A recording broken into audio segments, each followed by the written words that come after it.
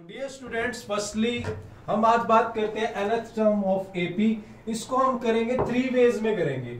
एक तरीका तो आपने करा होगा स्कूल में, 2 भी कर लिए होंगे, तीसरा और करेंगे क्योंकि सीजी फाउंडेशन है, बिल्कुल कंसेप्ट क्लियर करेगी आपका, क्वेश्चन कहीं से रह ना जाए, बिल्कुल क्वेश्चन को अच्छे से निचोड़ देंगे।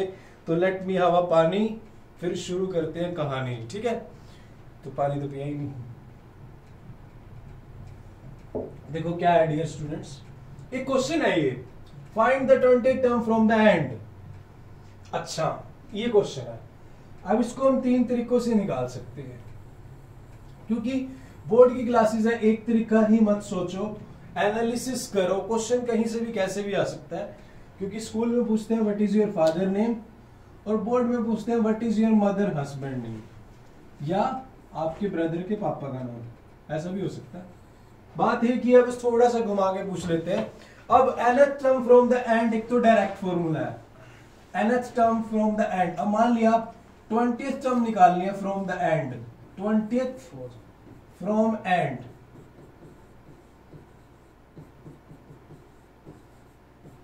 तो L minus N minus 1D, एक तो ये फॉर्मूला डायरेक्ट। अब ये L क्या है, L मतलब लास्ट टर्म जो है इस एपी की, 3, 8, 13 और ये 253, minus nth term from the end, 20th term from the end, ये एंड 20, जो भी एंड से टर्म है वो है ये 20 माइनस 1 इंटू डी कितना है 8, 13, यानी 5 का गैप आ रहा है, प्लस 5, तो प्लस का 5, 19 5 95। अब 253 में से 100 माइनस करेंगे तो 153 आएगा, बट हमें तो 95 मिला तो 158 आ जाएगा। तो ये होगी nth term from the end, from the end 158। एक आंसर तो ये आया। दूसरा आंसर कैसे आएगा, दूसरा तरीका क्या है,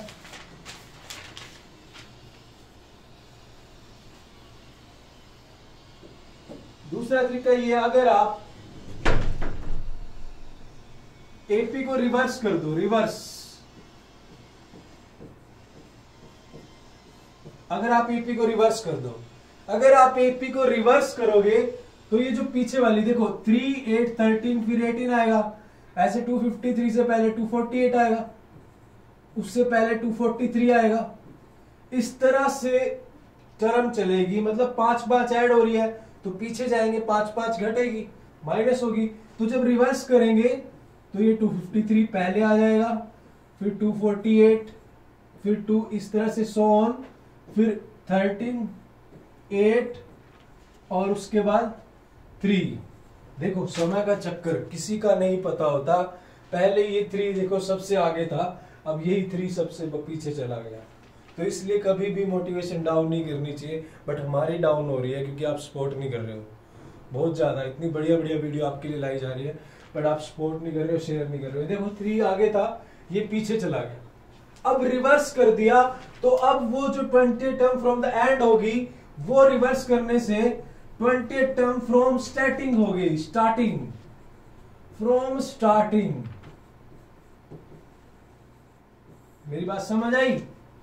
अब डियर स्टूडेंट्स मेरी बात सुनिएगा, 20th टर्म निकालनी है A20, तो A20 होती है A प्लस 19D। मानते हो? माननी तो पड़ेगी, वरना शर्मा जी का बेटा ज्यादा नंबर ले जाएगा। अब इस खिलाड़ी, इस सीरीज की ए क्या है 253 प्लस 19D कितना है डियर स्टूडेंट्स, 253 से 248, फिर ये 5 माइनस हो रहा है, तो D की वैल्यू माइनस के पास। देखो वही, इसी चीज से ये फॉर्मूला बना था हमारा, इसी रिवर्स वाले एपी के चक्कर से ये फॉर्मूला बना था। देखो L और ये इन दोनों का D माइनस हो गया था, पहले प्लस था इसलिए यहां माइनस साइन बना दिया, और ये इसी चीज से ये फॉर्मूला बना है, रिवर्स एपी के कंसेप्ट से ही बना था। तो ये भी पता लग गया, क्योंकि हर एक चीज क्लियर होनी चाहिए। अब 253 माइनस 95, तो यहां से भी क्या आएगा 158 आएगा। क्लियर, समझ आया? So let me have a पानी, आप स्क्रीनशॉट ले लीजिएगा, फिर शुरू करते हैं आगे कहानी। यस,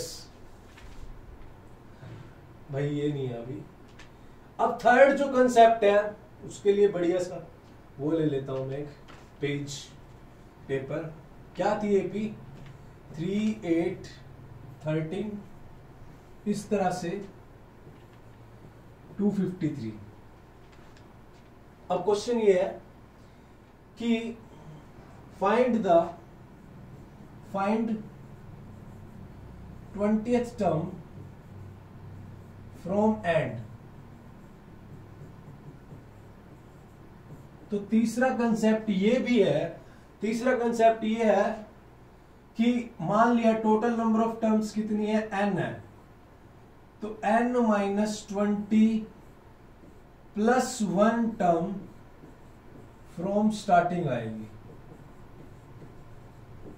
ये बहुत बढ़िया कंसेप्ट है क्योंकि आपको सारा क्लियर होना चाहिए यार, क्योंकि एक क्लास से जब गुजरे हो तो उस क्लास की पूरी डिटेल नॉलेज, निचोड़ नॉलेज आपको होनी चाहिए, ताकि फ्यूचर में रुको ना आप किसी भी कॉम्पिटिटिव एग्जाम में। क्वेश्चन कहीं से भी कैसे भी आ सकता है, हर एक चीज क्लियर होनी चाहिए आपको। ये कैसे आया, जरा रुको इसको समझाता हूं। देखो मान लिया मेरे पास ये एपी है, ये इस तरह से एपी है, ठीक है। मान लिया इसमें टोटल नंबर ऑफ टर्म्स कितनी है n। अब इसमें टोटल नंबर ऑफ टर्म्स को मैंने n मान लिया, मान लिया n टर्म है, n कितनी है 5 होगी, और m मैंने मान लिया कि mth टर्म फ्रॉम एंड।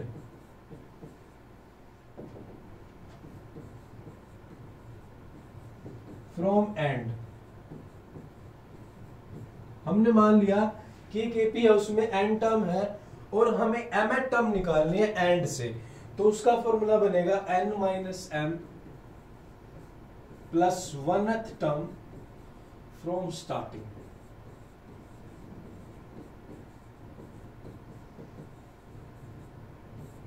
कैसे चेक करें, बता देता हूं। मान इसमें एग्जांपल लेते हैं, मान लिया ये एपी है, मुझे थर्ड टर्म निकालनी है from and, third term from and निकालनी है, ठीक है। क्लियर, समझ आ रही है। फॉर्मूले के अकॉर्डिंग देखो, इसमें टोटल नंबर ऑफ टर्म्स कितनी है 5, मुझे निकालनी है थर्ड टर्म फ्रॉम एंड। तो मैंने क्या करा, उसको माइनस करा, जो वाली टर्म निकालनी है, क्योंकि एंड टर्म्स थी, mth टर्म निकालनी थी एंड से, तो पहले मैंने n लिया, फिर माइनस m क्या, जो हमारी एंड से टर्म है 3, और प्लस में 1 कर दो, तो 5 - 3 2 + 1, ये क्या हो जाएगी third term from starting. Check करें, चेक कर लेते हैं, टेंशन मत लो, बिल्कुल क्लियर करें कंसेप्ट को। देखो ये एक एपी है, हमने थर्ड टर्म निकाली है एंड से, यहां से चलते, ये तो छोटी सी टर्म है, इसमें तो 5 ही है, ज्यादा बड़ी होती तो हम अगर पता हमें मानने में दिक्कत होती। हम छोटा सा एग्जांपल ले रहे हैं, थर्ड टर्म एंड से निकालनी है 1, ये वाली फर्स्ट, सेकंड और ये थर्ड, ये वाली होगी, ये पहली दूसरी तीसरी, ये वाली होगी ना, ये पहली होगी फर्स्ट स्टार्टिंग से, सेकंड थर्ड, यानी ये होगी एंड से, ये वाली। दूसरे वाला स्केच ले लूं, ये थर्ड टर्म फ्रॉम एंड होगी। अब डियर स्टूडेंट्स, थर्ड एंड से है तो स्टार्टिंग से भी तो थर्ड ही है, ये देखो स्टार्टिंग से भी तो थर्ड ही आई है जब हमने फॉर्मूले के अकॉर्डिंग माना है। तो ये कंसेप्ट क्या है, मैं आपको कंसेप्ट बताता हूं। अगर मैं दोनों की जोड़ने की कोशिश करूं कि थर्ड टर्म फ्रॉम एंड और थर्ड फ्रॉम स्टार्टिंग, भाई ये तो 6 टर्म होनी चाहिए, बट टोटल तो 5 है, तो फॉर्मूला ऐसे कैसे बन रहा है। एक और एग्जांपल देता हूं आपको, जैसे 2 4 6 8 10 है। अगर मुझे एंड से सेकंड टर्म निकालनी है, पहली दूसरी सेकंड, तो भाई वो स्टार्टिंग से फोर्थ होगी ना, आप देखो स्टार्टिंग से फोर्थ होगी। तो फॉर्मूला ऐसे ही बना है भाई, जितनी टोटल नंबर ऑफ टर्म है उसमें से माइनस कर लो एंड से जोन सी निकालनी है, तो ये तो 3 आएगा, और उसमें प्लस 1 कर दो। वो क्यों, क्योंकि आप डियर स्टूडेंट्स आप देखो, पीछे से अगर आपको सेकंड निकालनी है तो वो आगे से फोर्थ होगी, पहली दूसरी तीसरी चौथी, तो 4 और 2 तो 6 होते हैं, टोटल तो 5 है। वो इस तरह से होता है क्योंकि ये वाली टर्म पीछे से भी काउंट होगी और ये वाली टर्म आगे से भी काउंट होगी। तो फॉर्मूला इस तरह से ही बन गया कि n अगर टोटल नंबर ऑफ टर्म है और m अगर टर्म निकालनी है एंड से, तो n minus m plus 1 term from starting हो जाएगी। अब क्वेश्चन देख लेते हैं।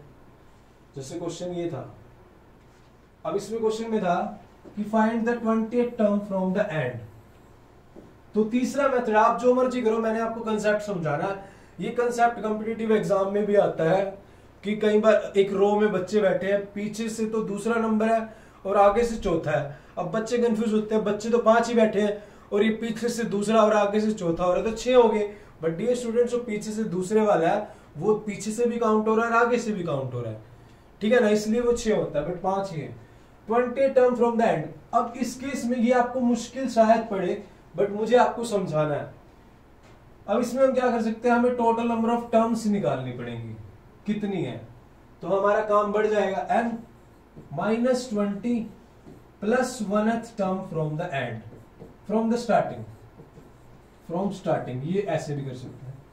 इसमें ना आपको एपी रिवर्स करनी ना कुछ करना, बट अगर आप ऐसे करोगे, आपके पास टाइम है, तो हाँ एग्जामिनर का इंप्रेशन तो बढ़ेगा। अभी बच्चे ने तीसरा दिमाग लगाया, 2 आंखें तो सबकी है, तीसरी आंख खुली है इसकी, माइट भी हो सकता है थोड़ा इंप्रेस हो जाए।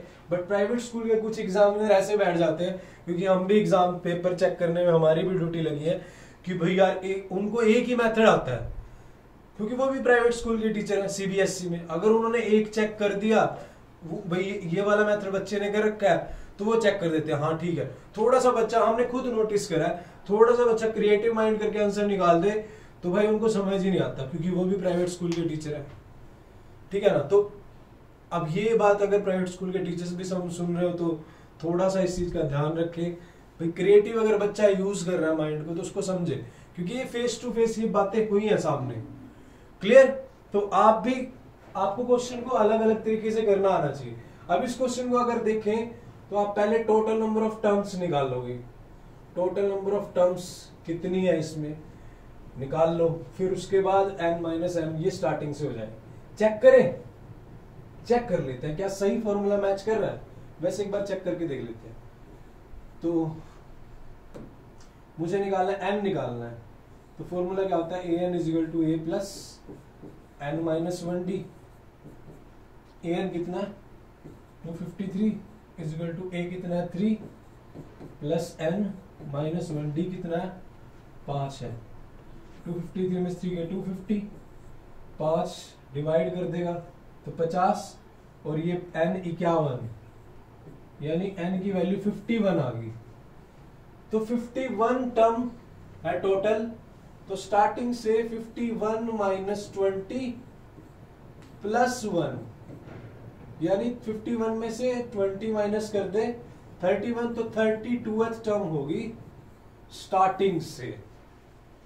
ऐसे भी आप कर सकते हो। और आप देखना, आप लिख के देखना, टोटल 51 टर्म देखना लिख के, जो पीछे से 20th आएगी फिर आगे से वो 32th आ गई। और अपने जो चिंटू मिंटू चिंकी मिंकी जो आपके ब्रदर सिस्टर हैं, उनको कहना कि मैंने जादू सीखा है, मैजिक, मैथ्स मैजिक। अपनी मम्मा को बताना, मम्मा देखना टोटल 51 है, बट पीछे से 20th आ रही है, आगे से 52 आ रहा है, बट टोटल तो 51 है। आप इस मेथड से भी कर सकते हो। हाँ, इससे एग्जामिनर को इंप्रेशन पड़ेगा बहुत बढ़िया, बट आपके कॉम्पिटिटिव एग्जाम में इस तरह से दिमाग लगते हैं फ्यूचर में, तो सारी चीजें आपको पता होना चाहिए। तो ये था कंसेप्ट, बिल्कुल क्लियर होना चाहिए आपको।